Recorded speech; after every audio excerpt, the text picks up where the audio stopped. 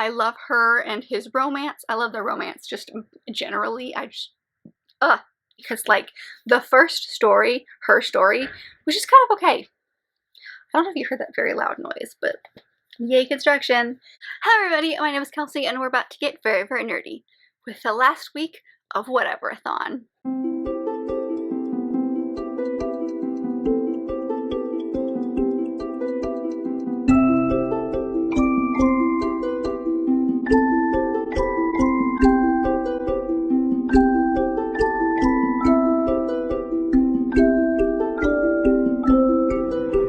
So it's actually Thursday. I haven't updated in a very long time, and I've actually done some things to update you on, but considering this video is going to be like a week and a half, over like a week and a half, I think we'll be fine. So I had three main three books that I had like, this is what I want to focus this week on coming into this week, and I've completed one of those, and that is The Maid and the Queen by Nancy Goldstone. This is my nonfiction book for the month. This is for the prompt of the and a of and that's just as if any of those words are in this title. We've got the and of. We've got a lot of things going on here. But this is a nonfiction book, like I mentioned, but it's by one of my favorite nonfiction authors, which is Nancy Goldstone, and this is kind of like a explanation of Joan of Arc and her time, like in history. It's called The Secret History of Joan of Arc, and so I wasn't really sure what I was getting into with this one. I ended up giving it 4 stars. I really enjoyed this book because it's just really fascinating, because like everything that we know about Joan of Arc is so narrow that like a lot of history about her isn't known, and she's kind of thought to be like this mythical, magical creature because she was supposed to have heard voices, and she went on all these trials and really helped out the king during a time of like high stress and high strife between England and France. And this talks about her, but also talks about a queen who was the mother-in-law of the current king of France, and her role and everything, because she played a pretty big role behind the scenes mostly for this time during France. So it did talk about Joan, but it talked about this other queen as well, which is why it's called The Maid and the Queen, which I wasn't sure why it was called that until we got into it. So it's sectioned into 3 sections. The first one is just kind of explaining who everyone is, how the countries got to where they came to even believe someone like Joan, and then the middle section is Joan, her time, fighting for the King of France, and then like her trial. I can't remember the difference in the trials, but like her first trial. And then the third part is called like After Joan, and it's basically like what happened after Joan, how the war turned out, and then like her second trial and how that started. So I found this fascinating. My issue with this, and it could be just because like I wasn't focusing as much on this as I should have, is that there's a lot of war in this book, which is fine, but like the very first section goes way, way back in history. Like the King of France's great-great-great-great-great-grandfather, and explains how they were obsessed with literature and how like that trickled down through the ages, and why, you know, that would have helped Joan of Arc, and why the queen would have used this situation. So like it makes sense, but I feel like it could have been summed up in like one chapter rather than a bunch of different chapters. So like I understand why it was necessary, but it made the story drag, and I wasn't really interested until we got to Joan's portions. So I think I just needed to maybe focus more, or I'll need to reread this again in the future just to see, like, gather all those bits and pieces that I missed the first time. That, I mean, she wouldn't have included in this book if it wasn't important, you know? So sounds like I don't like this, but I did. I ended up giving it 4 stars. I thought it was very interesting, but I think I don't know, there's just a few things that like I feel like we're okay, you know? But so I finished this one. This is our first book of the week, and I finished it yesterday, I want to say. And then the other 2 books that I want to focus on, the next one that I'm most likely going to finish either tonight or tomorrow, probably tomorrow, is Surrender of a Siren by Tessa Dare, which is the Tessa Dare buddy read that I'm doing with my friends Taylor and Brooke. And this fits a bunch of prompts. It's water on the cover because we've got like the ship right there. It fits favorite genre for romance. It fits a couple other things, but like that's what I have it slated to fit for this readathon. I haven't put it in Goodreads yet, but I'm like probably 75% of the way through this book. I am actually really enjoying it, which I'm saying surprisingly because the first book in the series majorly sucked. All of us didn't like it, and this was a side character that I was interested to see where her story was going to go. I love the romance. I think it's really believable. There's a couple of things that, like, where I'm at now, there's a couple of things that, like, they've each done that, like, annoy me, but not annoy me to the point of I hate them as characters, but just, like, annoy me and, like, as they would in any other book. Like, there are things your characters do that you're like, oh god, why did you do that thing? It's that annoyance, not like annoyance of like, oh god, why did she write that character? So far so good. It's feeling like a low 4 right now, but one of us, Taylor's, actually finished it, and she said the ending is like what sold her on it. So I'm curious to see, but I went in with such low expectations of this book, and it turned out really great. This follows Sophia, who has kind of run away from everything she knows. She ends up buying passage on this ship, and the individual who's the captain and the owner of the ship is this guy called Gray, or Benedict Grayson. And so it's the two of them on this ship and their relationship and how it grows. So it's very piratey because it takes place, so far only the first chapter didn't take place on the ship, and that's just getting her onto the ship.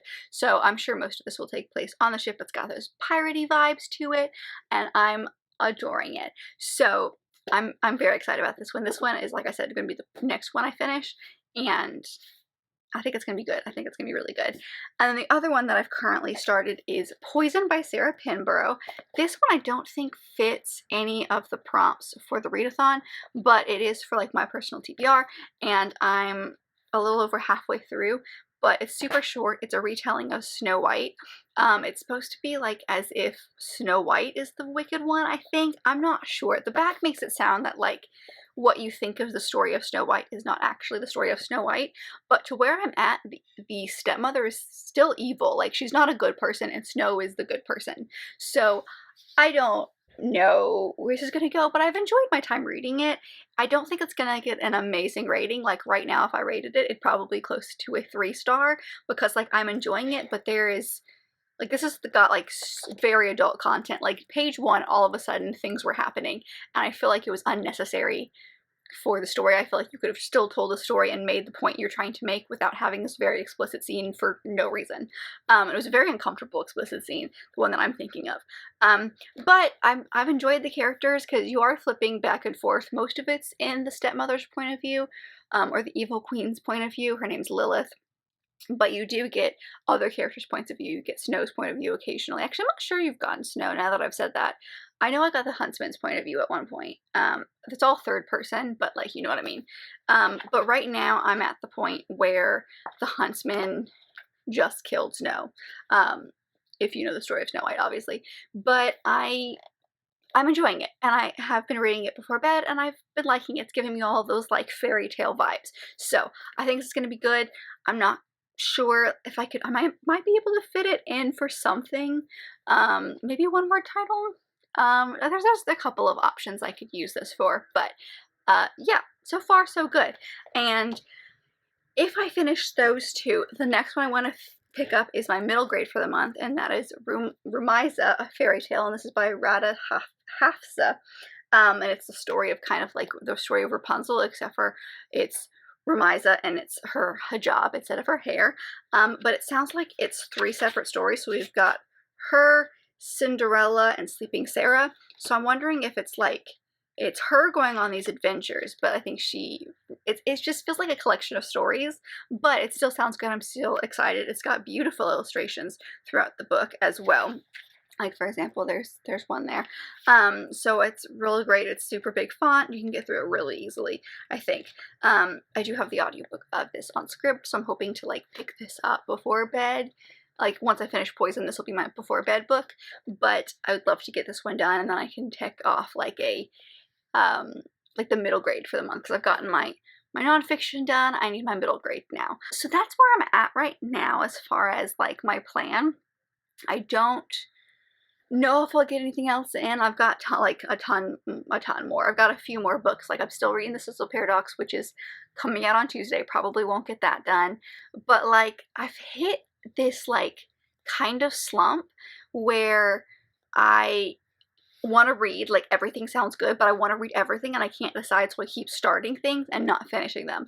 Like I started a couple of different audiobooks last week and I have only read or like listened to like the first 15-20 minutes of, and I want to keep reading them, but I'm not interested in them right now, so I keep moving on to new things. So it's like, that's why I say kind of slump, because like I'm still reading, but I keep moving around from book to book, so this is fun. So I'm hoping to get through a lot this week.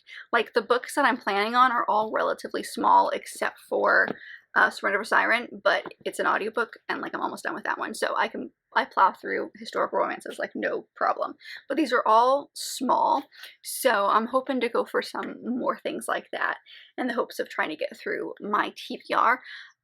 I've got a lot of things checked off on the bingo board, but I've made 0 bingos. So if I can finish everything and this one, I should be able to have 1 bingo, which, considering I've got a lot of the board done, is a little sad. But we'll see. Anyway, that's where I'm at. This weekend we're going away for like a little anniversary weekend. I'll take you guys with me. I'm not sure we'll do anything crazy, but I'll take you with me for the weekend. I don't know when this vlog's gonna end. It may end a little early depending on how my reading is going. It may be a lot of my face just updating you. But that's where we're at. So, whatever this vlog turns into, I hope you enjoy.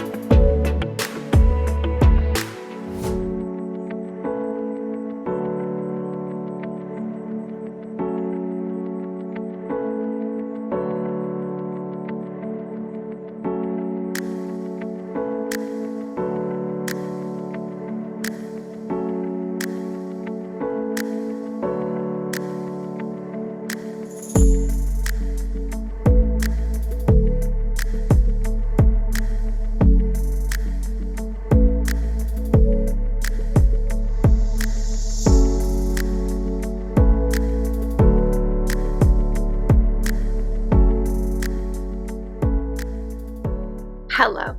So it's now Tuesday and I haven't talked to you in quite a while, but I do have some reading updates, but I am going to go ahead and finish this video here as far as like the week goes, because I have finished a couple of things. I still have a couple of books that I'm reading, but I'm not sure I'll finish them before the end of the month. I might, we'll see. My wrap-up will say for sure, but I am feeling that slump, you know, that I kind of mentioned at the beginning, I think, of this video, or this week, where it's like, at first it was I just kept starting a bunch of stuff because I was excited about all of them. Now I think we've hit the slump, because I'm excited about some stuff. So, like, I've got some things that, like, I'm currently reading and I'm excited to read those, but, like, I'm not dying to get through them, you know? So I figured this is probably where I'm gonna end most of my reading, so I might as well just go ahead and end the vlog here. But I do have some updates. Like I mentioned, I was able to finish Poison by Sarah Pinborough next. I ended up giving this one 3.5 stars. A lot of my opinions that I mentioned at the beginning of this video stay the same. I enjoyed my time. I'm not sure I want to finish or continue with the rest of the series. I might keep them just for like readathons and stuff like this because I'm interested to see the different perspectives. But the ending of this one, I'm very confused. Not because like it ended, it's just, I don't know what happened. And I don't mean in the sense of like it left a cliffhanger, so you're like, oh, what could happen now? But it's like an open-ended ending. I legit don't know how this ended. Like, things happened, and I'm not sure what they're supposed to mean. So I'm very confused by the end of this. It doesn't really make a lot of sense to me, so I don't know. But they're very interesting retellings. They give you different perspectives of the story, and so, like, they do change a few things, but it's not really what I thought it was you go into it and like Snow White is the bad guy and the stepmother or the Wicked Queen, and this one is like actually the good guy. That's not it, but it gives you a different perspective of the story, and it kind of asks some questions that like maybe you wouldn't have asked from the original fairy tale, or like pokes at some plot holes and like kind of answers those. I don't know, like it definitely is an interesting take at it, and I like the way she writes. I think it's very interesting and it gives that fairy tale aspect to it, but it gives like a very real twist to that fairy tale. But again, I don't think my life has changed because I've read this. I feel like I could have, like, I didn't gain anything from this different look at a fairy tale. I don't know, it just kind of felt meh. I really didn't have a lot of, I don't know, it was very, like, I'm very conflicted because I feel like I don't have a lot of, like, amazing feelings about this, but, like, I enjoyed my time reading, so, I don't know. It's probably a really good palate cleanser as well, or something to, like, read maybe right before bed. It kind of put me in the mood for sleep, because, like, reading right before bed always kind of works as far as sleeping, so, I don't know. I feel very ambivalent towards this one. So, enjoyed some of it, so if any of the things that I said is interesting to you, I would definitely give it a try, but it was just meh, you know? So, I finished that one, and then I did end up finishing Surrender of a Siren. I loved this book. Oh my gosh, you got 4 stars. The ending definitely bumped it up in my opinion. Like, it was just kind of generally okay. I was enjoying it while I was reading it, but there wasn't anything like amazingly unspectacular about this book. But the ending made it fun. And as we were talking, Taylor actually mentioned this of like, it felt like a Tessa Dare book that like at the beginning when we read her most recent series, it felt like one of those. And like, that's the Tessa Dare that we fell in love with. So some of her earlier stuff doesn't really feel like her. So I don't know if going into this one with really low expectations because the first one was so bad worked in my favor, if this one just worked better because of like the setting or the character, or it just was generally better because it's now her second book that she's ever written. I don't know. I'm hesitant about the third one because we follow one character I love and one character I hate as the main couple. So like, we could get a great redemption arc, or we could not. I don't really know what we're gonna get, but I loved this book. And I think I'm gonna, once we read all the Tessa Dare books, I'll probably do a purge and see like what I want to keep and what I don't. And I can see myself keeping this book for sure because I loved it so much. And it's a great piratey book if you like those books about like forbidden love and pirates. And like, our main male character was very in touch. Once he realized what he was feeling, he was very in touch with his feelings. And there was a little bit of miscommunication, as there usually is with historical romances, but not to the extent that it was super annoying. I don't know, there was a lot about this that I loved. And this has you know, like we've had a lot of like misses for Tessa Dare here recently, but this one worked. This one was like what I love about her stuff. As far as the plot goes, the writing is still not quite the Tessa Dare that I fell in love with, because like she's very funny as a writer, and I feel like we didn't have that in here quite yet. But the plot was fantastic, and I think that worked really well. And I don't know, I just really loved it. So I went ahead and finished this one as well. And then I'm not finished with it, but I will finish it tonight for sure. And that is, I always get this name wrong. I'm trying to remember how they said it in the audiobook. Rameza? Editing me is gonna hate it. So I've been listening to this one on and off a little bit. I am, according to my audiobook, I'm like, I think a half an hour at my speed. I've been reading at like 1.8 speed. So at my speed, I think I've got about a half hour left. I'm trying to get to the point where I know I'm at in this book, and I'm not sure where it is. But there's 3 separate stories in this book. We follow, I'm just going to go with Rameza because I think that's right. The first story follows her, and it's kind of similar to Rapunzel. It's not, because she kind of mentions in it, she doesn't say Rapunzel, but she mentions like, she gets the idea to leave this tower by like draping her hijab down, and she gets that idea from a storybook that she's read. So I think it's supposed to be like a reimagining of Rapunzel, but with a Muslim main character. So we follow her and like her story of how she gets out of the, you know, the tower and all that stuff. And then the second story follows like a Cinderella character, and then it's Rameza kind of going through it, and like she ends up going, and like that's the connection. It's like Cinderella's story, but like Rameza comes in and kind of helps out. And then the third story is called Sleeping Sarah, and it's kind of like her take on Sleeping Beauty, and that's the one I'm currently in. So I'd say I probably have like, I'm like 80% of the way done with this book, but I definitely am enjoying it. I think it's going to be either a 3.5 or a 4. I'm not 100% sure yet. So the first story was her story, and that one was just generally okay. I mean, it set up the characters really well to like continue, so it's just kind of like meh. And then we got to the Cinderella story, and I found that one very interesting. Seeing like her kind of take a role in that story and see how our main character, or our author, can kind of like recreate these very classic stories and make them for a different culture. So like young girls can see themselves in these characters. It was really nice to see like a different culture and a different look at this, and also like some changes to the stereotypical story was really interesting to see. So I'm not 100% sure. I'll put on the screen what I officially rated it, but I'm thinking a 3.5 or a 4. Do you see? Now we've got the sun has decided to come out on my face. Lovely. So I'm thinking a 3.5 or a 4. I haven't decided yet. I'll put it through Copile when I finish it, and I'll let you know. But if after finishing both of these, and when I finish this one, which will be tonight, I think I've officially have 1 bingo. So this entire month I got 1 bingo. I filled most of the board. Here's where we're at right now. So I filled most of the board, but not all of it, and I've only got 1 bingo. So great fun. But yes, that's kind of where I'm at and where I'm going to end, because I will finish this one, but that might be it. I'm currently reading also The Taming of the Queen by Philippa Gregory, which was supposed to fit a couple different prompts, and I decided just to go for it. And so I'm really enjoying it. I'm a little farther than this, I think, which is like 30% of the way through the book, so I'm definitely enjoying it. But because it's a dense Philippa Gregory book, I think I'll probably not finish it by the end of the month, or I'll finish it at the beginning of next month. Enjoying it, loving it. I love seeing, you know, like Henry VIII as like human, because we don't see him as human very much throughout the book, and this follows Catherine Parr, which was his last wife, and so we see everything from her perspective, and I'm very interested to see more about her, because she's, out of all the wives, she's the one I know the least about. So I'm very interested, and I'm enjoying this one, but knowing me and knowing Philippa Gregory's really dense style, there's a very good chance I won't finish this one by the end of the month. And then I also need to do my buddy read with Taylor. We'll be doing The Beast, which is the most recent one of the Wicked Villains series, so I might finish that one by the end of the month as well.